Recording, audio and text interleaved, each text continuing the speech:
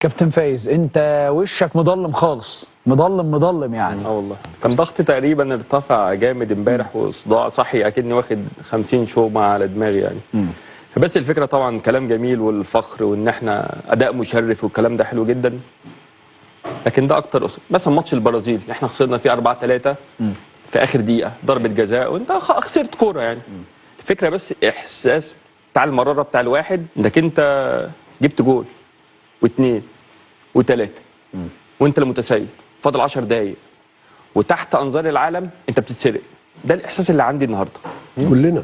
طبعا احساس فخر، انا فخر باللعيبه وبالجمهور وبالجمهور اللي هناك في امريكا، لكن انا حاسس ان انا اتسرقت يعني احلام 120 مليون بني ادم بتتسرق عينك قصاد اللي هو الناس اللي صدعت دماغنا بشعارات الفير بلاي وان تحليل الاداء التحكيمي ونطور منظومه التحكيم. لا، ده تحت انظار انفانتينو وتحت انظار العالم، والارجنتينيين نفسهم اللي هم في منهم كتير جدا مش راضيين. خلف علمك اصحاب ارجنتينيين كتير جدا بيقول لنا احنا سرقنا منكم الماتش كتير جدا، يقول لك انتوا كنتوا تستاهلوا تصعدوا.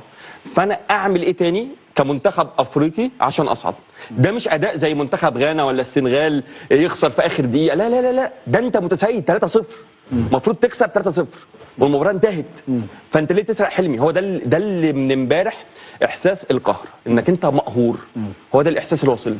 طبعا هنتكلم وهنقول وهنبني على اللي جاي وكل حاجه، لكن المراره دي يا جماعه بتقعد فتره صعبه. انا فتره انت عارف، عايز اقول لك حاسس ان انا بحلم. أيوة. بحس ان انا والله العظيم ان انا كابوس والله العظيم وحياه ربنا بصحى بالليل انا كابوس يا جماعه. انا عايز اقول لك على حاجه، انا كل التليفون في ايدي، كل ما تيجي اللقطات بتاعه الاجوان بتاعه اقسم بالله بجري يا ابراهيم. تروما، عارف تروما. قفلت السوشيال ميديا علشان ما اتعبش. ان انا زعلان انا زعلان بجد، زعلان. انا مش زعلان، انا مقهور. احنا لحد يا جماعه تحت هنعمل ايه تاني؟ فده مش تمثيل مشرف بس، لا احنا اتسرقنا. احنا كنا لازم نكسب.